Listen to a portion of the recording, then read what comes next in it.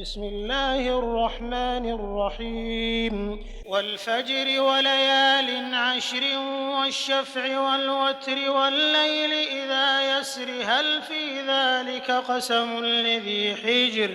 ألم تر كيف فعل ربك بعاد إرم ذات العماد التي لم يخلق مثلها في البلاد وثمود الذين جابوا الصخر بالواد وفرعون ذي الأوتاد الذين طغوا في البلاد فأكثروا فيها الفساد فصب عليهم ربك سوط عذاب إن ربك لبالمرصاد فأما الإنسان إذا ما ابتلاه ربه فأكرمه ونعمه فيقول ربي أكرمن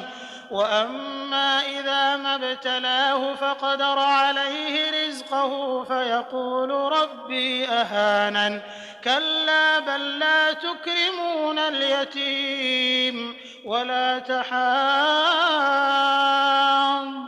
على طعام المسكين وتأكلون التراث أكلا لما وتحبون المال حبا جما كلا إذا دكت الأرض دكا دكا وجاء ربك والملك صفا صفا وجيء يومئذ بجهنم يومئذ يتذكر الإنسان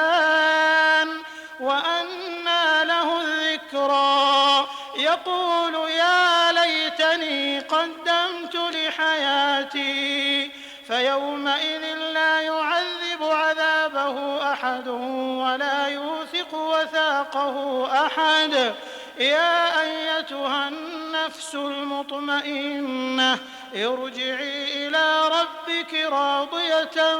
مرضية فادخلي في عبادي وادخلي جنتي.